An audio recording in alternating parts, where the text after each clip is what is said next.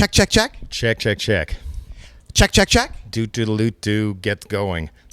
Who are you? Last I heard, I was still Jello Biafra, even to you. Jello, welcome to Vancouver, British Columbia, Canada. Well, thank you. I think you might be the first person who said that, even on the airplane. Well, actually, I've said that to you 13 times. I've interviewed you 13 times now since 1989. Well, I guess somebody has to do it. And I thought to myself, all these interviews I've done with you, Jello, I got to get you a gift that reminds you of 13, some D.O.A. beer. This isn't real. Oh, it is D.O.A. ale. Does this have any connection to Joe and company, or is it totally separate? It's totally connected. Check right on there. What do you think about that? D.O.A. beer. What do you think about that?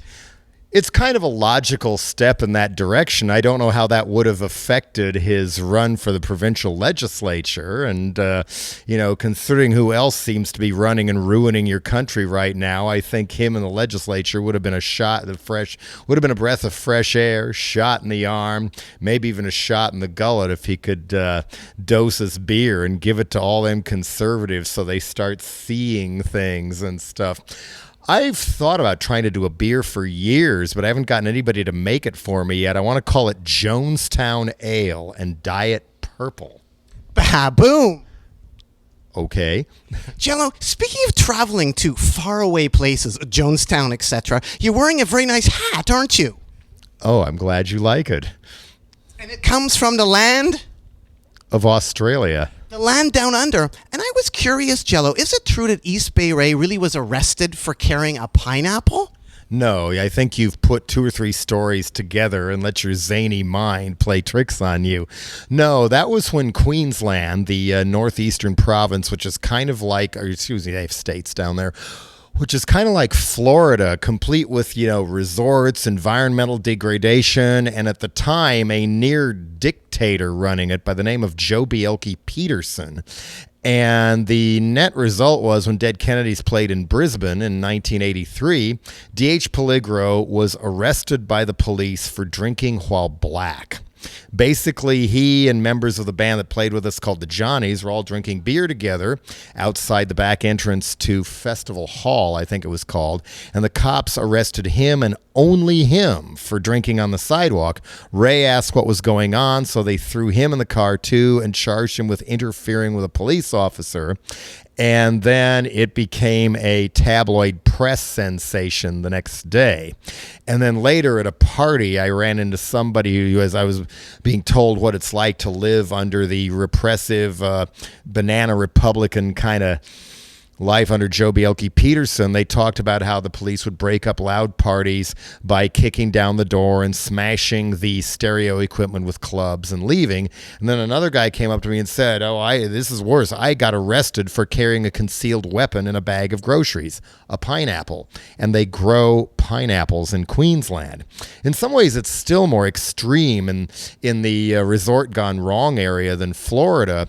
I mean, the town of Surfers Paradise gets dark at 4:30 in the afternoon or so because they put up so many high-rises along the beach, making it that much harder to avoid stepping on Portuguese men-of-war or wading to the water a little ways and getting stung by a stonefish, which will kill you in minutes, or a toadfish, which will kill you in a few more minutes. Further offshore, the most poisonous sea snakes in the world. Further inshore, the most poisonous land snakes in the world. And, of course, let's not forget, a little bit further north, crocodiles. Jello, in Australia, you did some record hunting. I think you got a master's apprentice's 7-inch, didn't you? Yeah, I was supposed to get 2 and forgot to take the second one with me, but hopefully it'll come my way one of these times. A legendary 1960s band. So I thought another gift for you, Jello. I would give you the edition of Ugly Things from San Diego by Mike Stax that talks all about the Masters. Well, we have to give it up to Mike Stax and all the work and scholarship and the enthusiasm for music he puts in. It used to be a smaller zine, and look what he's doing now. This is just amazing. I'm not sure anybody in the world is going to the lengths that he does to make something like this as good as he does. So here's to you again, Mr. Stax. Speaking of stories and stuff, what can you tell me about this band right here, The Nails? Oh, well, that's a X-rated version, a 12-inch of it, no less. I guess I'm going to pull a Snoop Dogg and keep that, too. The Nails started out in Colorado, in Boulder, where I'm from, as the Ravers.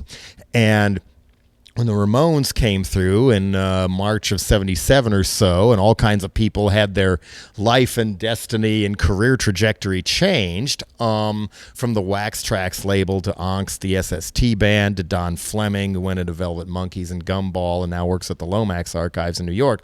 All kinds of people were there.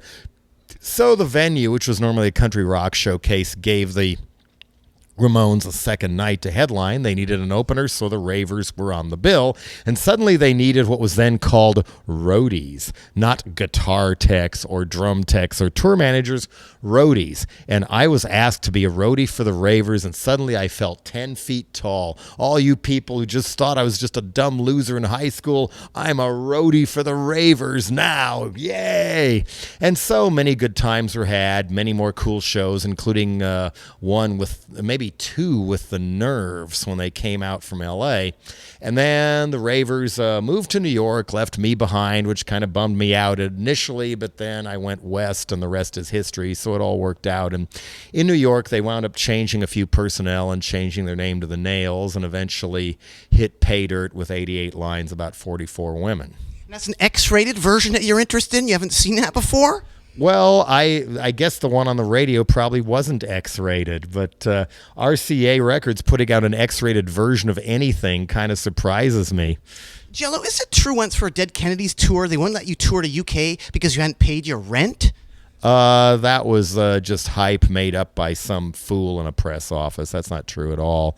My passport disappeared a day or two before I was supposed to get on the plane, and it took a while to get it back. So I arrived a couple days after I should have, and one show was canceled, but they made up some dumb lie, and that's where that one came from. Jello, speaking of X-rated stuff, how hard was it to make records like this in the 1960s? Wife swapping, swingers orgy party.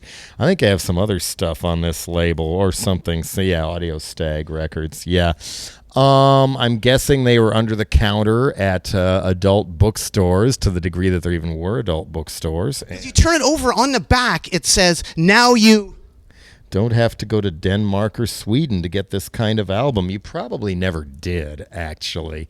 I mean, you know as well as I do those bootlegs of old 78 recordings, often early rhythm and blues. There's whole volumes of songs about pot, and there's whole volumes of songs about sex. A lot of it was innuendo, and that was what Tipper Gore and her right-wing Christian friends wanted to drag us back to. But then you start thinking that way, cool innuendo can be everywhere, and how those same people could, say that the arch-conservative majority leader in the House of Representatives is named Dick Army with a straight face is beyond me.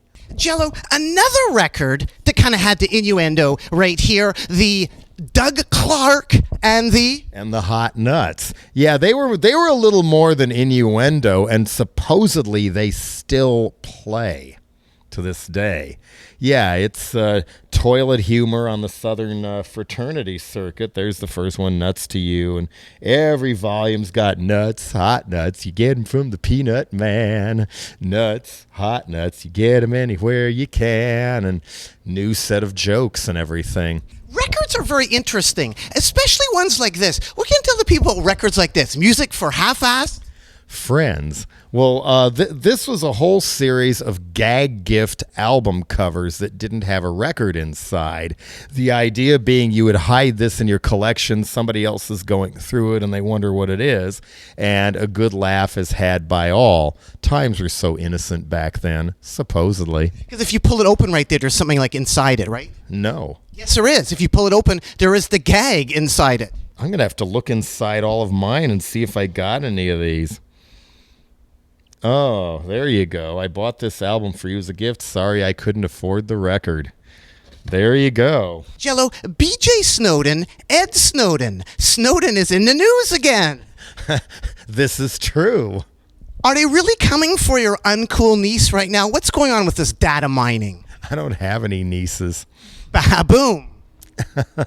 Well, I mean, unfortunately, it's always been going on. They're vacuuming up all your data too, and they don't. I found out about the NSA in the 70s, and that was, even then they said, no, it's not international. They're spying on everybody domestically, and that's what the micro relay towers are for, and that's what the little green dot in your landline phone is for. Maybe true, maybe not, but this was a mainstream news magazine that claimed that, and I took note.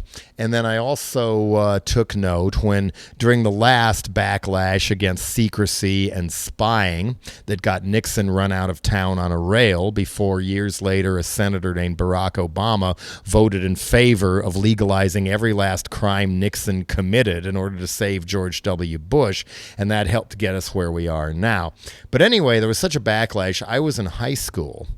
And those Senate Watergate committee hearings were the best reality show in the history of television. At one point, I could do impersonations of every single senator on the panel. But anyway, Nixon went down.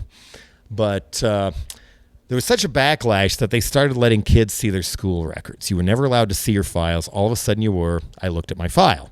Open it up, and there's the little school picture of child Eric all the way up to teenage monster and whatnot, all black and white, high contrast, so they all looked like mugshots, even in first grade. And then even in first grade, the teacher wrote this evaluation of me I never knew existed, saying I was this bad seed, I was this bad, troublemaking kid, and I didn't think I was then. I liked her. I liked school in first grade. It wasn't until the next year that everything went to hell. And so that was both a little disconcerting, and then I thought, these records are not going to get destroyed. They're going to go somewhere. So somebody is always going to have this file. I will always be on file. And even if I was running around with a God bless Sarah Palin, the end times are coming, praise the Lord, tomorrow, I'd still be one of the first people they took away if it ever got to that point. Therefore, I'm going to do what I was going to do anyway. But don't you think it's kind of interesting how mainstreamy the JFK assassination is? Like, look, they have mints from the place where JFK was assassinated. The Texas School Book Depository has mints. That's still not as good as the porno videos they sold at the gift shop at the Corcovado. That big statue on top of the mountain above Rio de Janeiro of Jesus. Porno videos in the gift shop. That blew my mind. Jello, did you ever have any trouble in Dallas at all with the dead Kennedys playing there? I don't think we ever did, no. I mean, not even when we played outside the Republican convention in 1984 and all the delegates were exiting the hall and walking right back where we were. So got the whole audience to turn to all the Republicans, fuck off and die, fuck off and die. Did they hear us? You bet they did. Among the people in attendance, I think was Joey Johnson, who would burn a flag the next day, and that case went to the Supreme Court. And a very young Jim Heath before he anointed himself a reverend and became Horton Heat. Jello, did you ever see Gigi Allen? We got to skip some of these questions. We are out of time. Well, thanks much, Jello. Happy birthday weekend here in Vancouver, British Columbia, Canada. Keep on rocking in the free world and do. Tweet.